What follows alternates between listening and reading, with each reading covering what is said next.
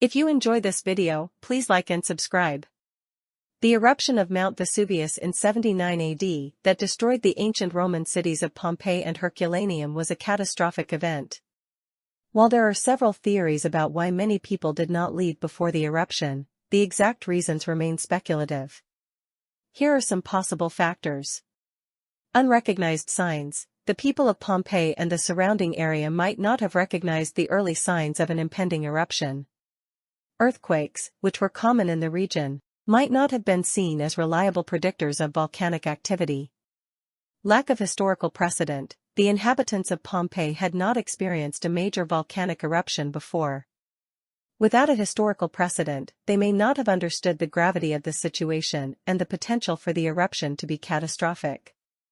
Reluctance to abandon property. Residents may have been reluctant to abandon their homes and possessions, especially if they did not perceive the imminent danger.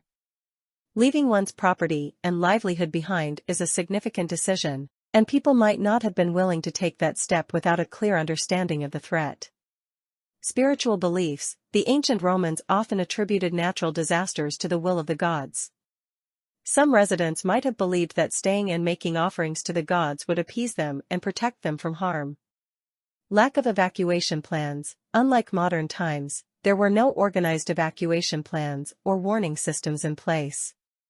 The concept of mass evacuations in the face of natural disasters was not developed during that era. Quick onset of the eruption. The eruption of Mount Vesuvius happened suddenly and violently.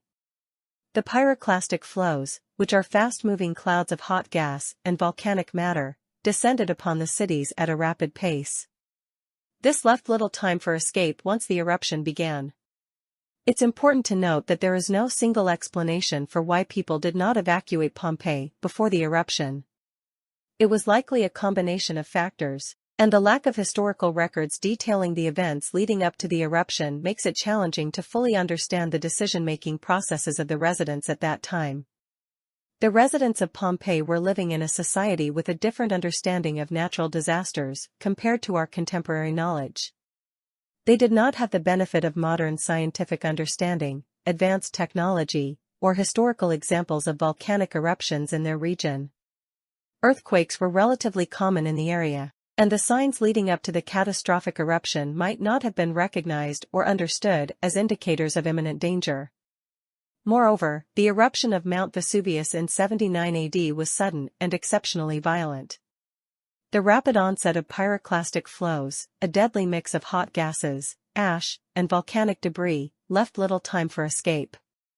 Even if residents had recognized the signs, the speed and intensity of the eruption made evacuation extremely challenging. Labeling historical people as dumb based on the limited information available about their actions in the face of a disaster oversimplifies the complexities of their circumstances and the knowledge available to them at the time.